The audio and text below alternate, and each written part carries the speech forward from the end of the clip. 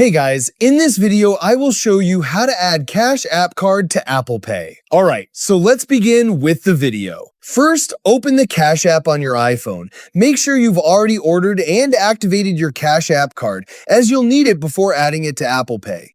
From the home screen, tap the Card tab at the bottom. On the Cash Card page, tap on your card to reveal more options. Here, look for the Add to Apple Pay option. If you see it, tap it to begin the setup process. If the option isn't available, tap your profile icon in the top right corner. Here, scroll down to the bottom and go to Support section. Here, tap on Search and search for Apple Pay. Open the Apple Pay Help article and scroll Do Related section, tap the provided link to start adding your Cash App card. Next, tap Next and wait while Apple verifies your card. When the terms and conditions appear, review them and tap Agree.